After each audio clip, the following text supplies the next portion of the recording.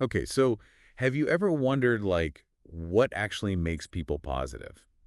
Like, is it just, I don't know, their personality? Or can you actually, like, train your brain to be more positive? That's a fascinating question, and I think we've got some really cool sources to unpack that today. Yeah, we're doing a deep dive into all of this positivity stuff All today, right. right? We've got blog posts, one from the Association for Talent Development, ATD, which, they're like the big dogs in the learning and development world. Yeah, they're definitely a go-to resource for all things workplace related. Totally. And then there's another blog post from Headlight, which is more focused on like individual growth and well-being. Oh, I've heard good things about them. Yeah, their stuff is great. And then to top it off, we've got, get this, a YouTube interview with Rick Hansen, who's like a rock star in the field of positive neuroplasticity. Wow, okay, I'm already intrigued. I know, right? So Yeah. we're going to be, pulling from all those sources. They're all kind of looking at the science of positive emotions and this idea of resilience, but they're coming at it from different angles, which is always cool. Absolutely. I'm curious to see what common threads emerge and where they might diverge a bit. Yeah, me too. So one thing that jumped out at me from like all three sources was this idea of negativity bias. Negativity bias. Yeah. Like it almost seems like our brains are wired to focus more on like, I don't know, the bad stuff. Yeah, that does seem kind of unfair, doesn't it? Why would our brains be set up like that? Right. It's kind of a bummer, you Oh, know? well, Dr. Hansen, the nurse psychologist we mentioned, he explains it really well in that YouTube interview. He says it's basically like an evolutionary leftover. Oh, okay. Back in the day, like way back, for our ancestors, survival meant being super vigilant, constantly scanning for threats. Right. So the people who were really, really sensitive to danger, those were the ones who were more likely to survive and pass on those genes. Ah, that makes So it's sense. like that ancient wiring is still with us today. We're still kind of programmed to like notice those negative things first. I guess that makes sense from a survival standpoint, but it doesn't feel great, to always be dwelling on the negative. No, not at all. And Hansen makes the point that it's not just about noticing those things. It's about how much attention we give them, how much we overreact to them. Like those negative experiences, they kind of get a VIP pass to our memory bank. So it's like they stick with us longer. Yeah, it's like once burned, twice shy, Hmm. Have you ever experienced that? Oh, yeah, totally. I can think of a few times where I was so afraid to try something again because of a bad experience. Right. We all have those moments. So the question is like, how do we deal with this tendency? And Hansen uses this brilliant analogy. He compares the mind to like a beautiful temple floor. Okay, a temple floor, I'm listening. But he says negative experiences, they're like messes that are left on that floor. Wait, hold on. So our minds are like temples, and someone is making a mess. Whose pet is making a mess on my beautiful temple floor? Huh. Well, life, I guess. It's not about who's to blame. But the point is, he asks, what's the healthy way to deal with this doo-doo? Okay, that's a good question. Because it's not about ignoring it, pretending it's not there, and it's also not about getting angry at the dog, so to speak, right? It's about like cleaning it up so that floor, your mind, can be beautiful again. I like that. It's a great visual. So that's where positive emotions come in. They're like the cleaning supplies for our mental temples. Exactly. And it's not just about feeling good in the moment. It's about like building resilience, Hmm. creating a stronger foundation for, your overall well-being. I'm with you. So, okay, let's say I buy all this. Yeah. How much positivity are we talking about? Do I have to be like happy all the time? Well, the research from the ATD blog, it talks about this idea of a positivity ratio. Like it's a balance between your positive and negative emotions. Hmm. And it turns out that you're actually thriving when you experience way more positive emotions than negative ones. More positive than negative. They Okay. actually cite like specific ratios. Oh, really? Lay it on me. So for general well-being, they say a 3-to-1 ratio is ideal. 3 to 1. So for every like one negative emotion I experience, I need to have three positive ones to balance it out. That's the idea. Okay. I can see how that would make a big difference in like my overall outlook. Right. And it gets even more interesting. For high-performing teams, the ratio jumps to 6-to-1. 6 to 1. Wow. That's a lot of positivity. It is. So think about your own workplace. Like, are you seeing that kind of positive interaction? Or are things a little more, shall we say, tense? Hmm. That's a really good question. I'm gonna have to observe things a bit more closely at work tomorrow. But okay, let's say we are hitting that 6-to-1 ratio, whether it's, at work or just in life. What does thriving actually look like? Is it just like, walking around with a goofy grin all the time? Well, I'm smiling right now just thinking about that. But no, it's so much more than that. The sources actually point to like really tangible outcomes. Oh, really? Like what? Like they talk about things like better physical health, a stronger immune system. You might even get fewer colds. Wait, fewer colds? Okay, now you're speaking my language. What else?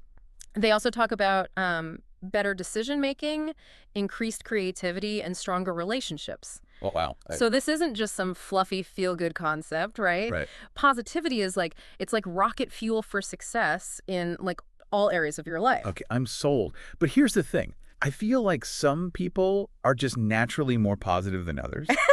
Like they just woke up like that. Is that true? Or can anyone, like, learn to be more positive? Okay, that is where things get really interesting. Have you ever heard of positive neuroplasticity? Positive what? That sounds intense. I know, right? It's a mouthful, but it's a really cool concept.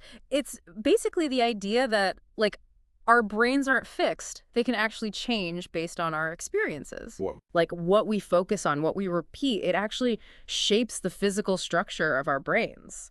Isn't that wild? Hold on, wait. So you're saying, like, if I'm constantly dwelling on negative things, I'm actually wiring my brain for negativity. Yeah, pretty much. But the good news is that the opposite is also true. By intentionally, like, choosing to focus on positive experiences, we can actually rewire our brains for more happiness, and resilience. Okay, so how do we do that? Give me the cheat codes. I wish it were that easy.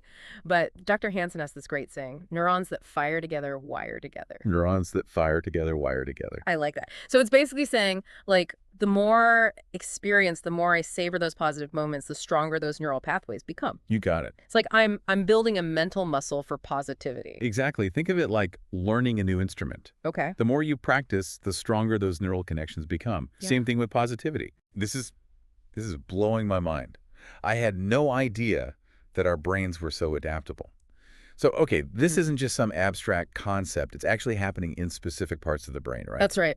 Dr. Hansen actually talks about the amygdala, which is like our brain's alarm bell, right? Like amygdala, yeah, I've heard of that. It's constantly scanning for threats. And then there's the hippocampus, which helps us understand the context of our experiences and store them in our memory. Right, right. And then finally, there's the prefrontal cortex, which is responsible for like higher level thinking and emotional regulation. Okay. So by cultivating positivity, we can literally change how these brain regions function and how they interact with each other. Oh, this is all starting to connect now. So, okay, we know that negativity bias is a real thing thanks to evolution. Right. But we also know that our brains are capable of change. So my question is, how do we actually increase positivity, like practically speaking? What are some things we can do starting today? Oh, there are so many great strategies. The ATD blog post has some fantastic ones. One that really stood out to me was this idea of savoring ordinary jewels. Ordinary jewels. What are those? They're like the small positive experiences that we often overlook, right? Because we're so busy focusing on the negative or just rushing through our day. Oh, okay. I see what you mean. It could be something like a beautiful sunset or a kind word from a stranger, a delicious meal. Oh, totally.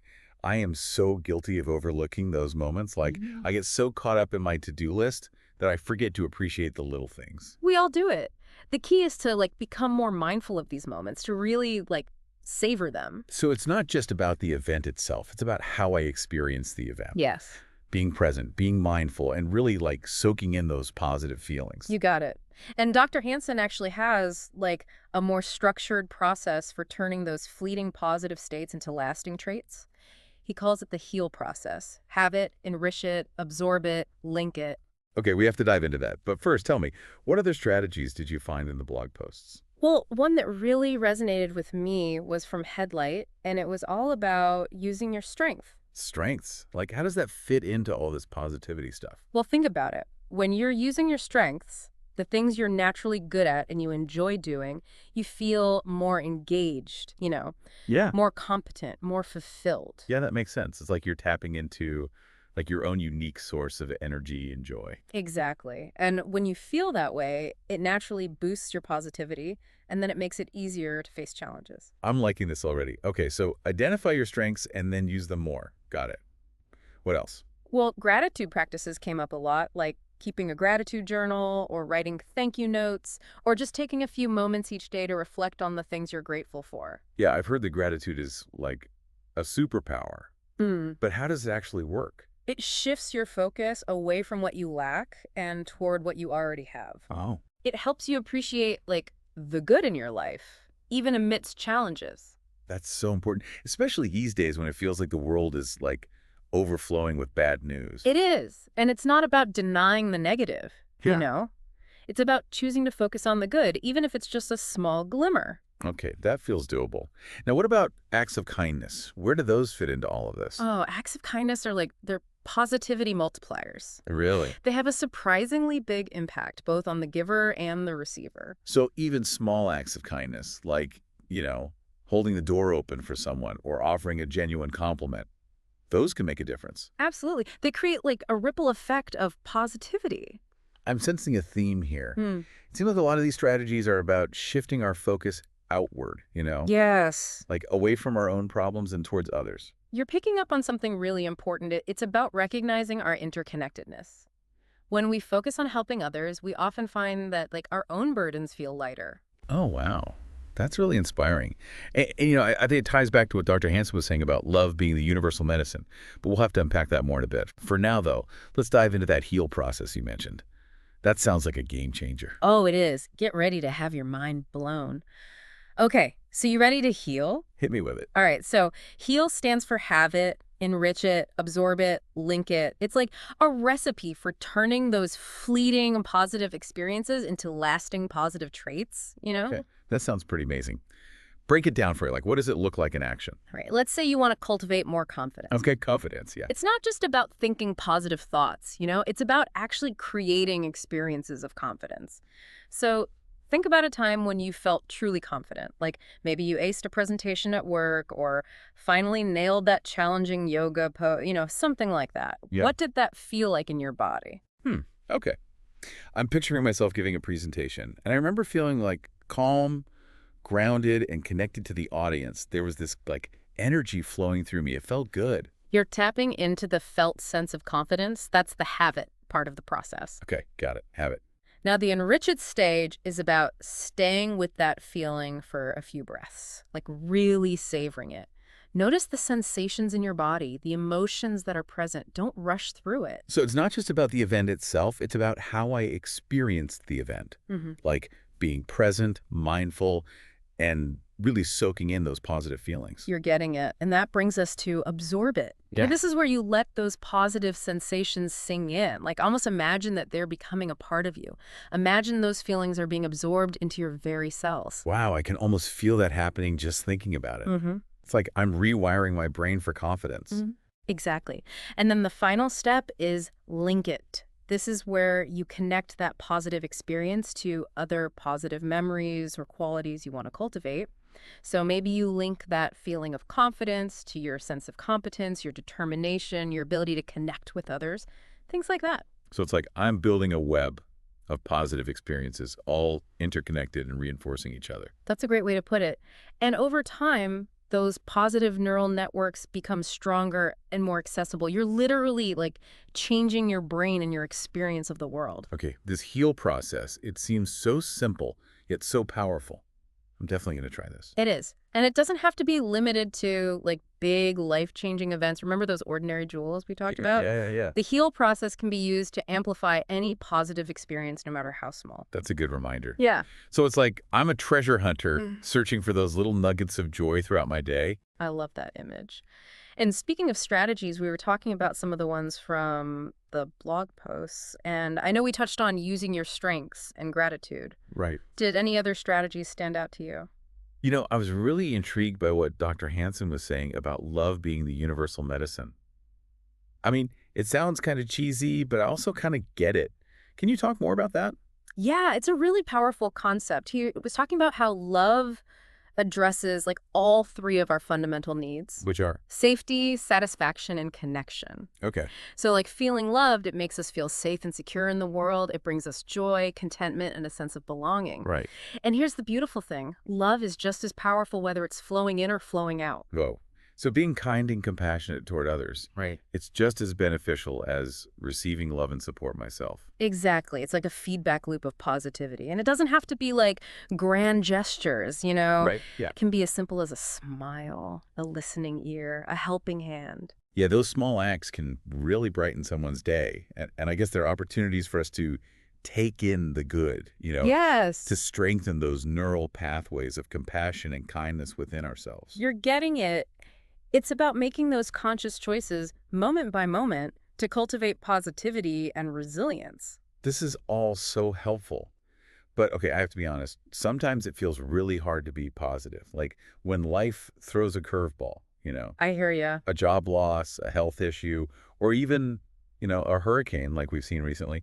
How do you stay resilient in the face of like real challenges? That's where those inner strengths we were talking about earlier come in. They're like the tools in our resilience backpack. And Dr. Hansen argues that a foundation of positive experiences actually helps us build those strengths. Okay, so like if I've been intentionally cultivating positivity through these practices, I'm better equipped to deal with the tough stuff when it inevitably comes along. Think of it like training for a marathon. You're Mhm. building up your endurance, your mental stamina, your capacity for hope and optimism.